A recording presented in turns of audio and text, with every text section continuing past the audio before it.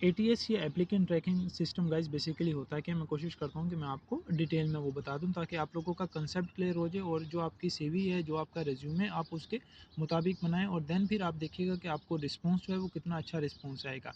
Okay, applicant tracking system या ATS जिसको हम बोलते हैं, वो गाइज ये बेसिकली एक सॉफ्टवेयर है जो कोई भी जो बड़ी कंपनीज हैं वो यूज़ करती हैं। बड़ी कंपनीज नॉट इवन बड़ी कंपनीज के छोटी जो कंपनीज हैं वो भी यूज़ करती हैं।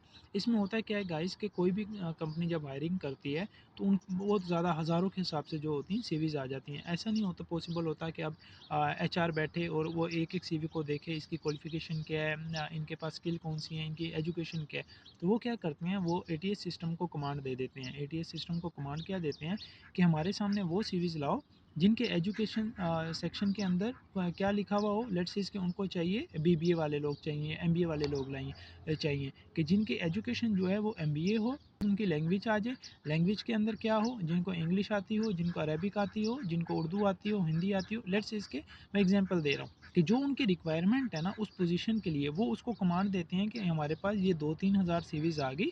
अब इसके अंदर से उन लोगों को शॉर्टलिस्ट करो जिनके एजुकेशन सेक्शन के अंदर एमबीए लिखा हुआ है, जिनकी लैंग्वेज के सेक्शन में अरबिक, इंग्लिश, उर्दू लिखा हुआ है, पंजाबी लिखा हुआ है, जो भी आपकी लैंग्वेज है, जो भी कंपनी की रिक्वायरमेंट है, ठीक है। उसके बाद जिसकी स्किल्स के अंदर ग्राफिक डिज़ाइनिंग लिखा हुआ है या डिजिटल मार्केटिंग लिखा हुआ है या कम्युनिकेशन स्किल लिखा हुआ है या टीम वर्क लिखा हुआ है। लेट्स इसके ये डिफरेंट डिफरेंट जो चीज़ें हैं वो आ गई। जिनके एक्सपीरियंस के अंदर 10 ईयर्स लिखा हुआ है, जिनके एक्सपीरियंस के अंदर 15 ईयर्स लिखा हुआ है या जिनके एक्सपीरियंस के अंदर फ्रेशर लिखा हुआ है। इस तरह से वो जो होता है वो उसको कमांड दे देते हैं एटीएस सिस्टम को। फिर एटीएस सिस्टम क्या करता है कि एटीएस सिस्टम के पास वो 3-4 हज़ार सीवीज़ आ गई।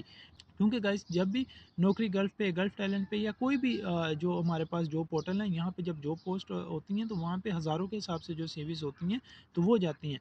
फिर वो क्या करते हैं कि वो उसको उसके साथ अटैच करके अपनी कमांड दे दी कि हमें ये लोग चाहिए जिनकी एजुकेशन ये हो, जिनका एक्सपीरियंस ये हो, जिनके पास स्किल ये हो। फिर वो शॉर्ट लिस्ट करके उनके सामने वो रेज्यूमे जाते हैं, 50 रेज्यूमे जाते हैं या 20 रेज्यूमे जाते हैं।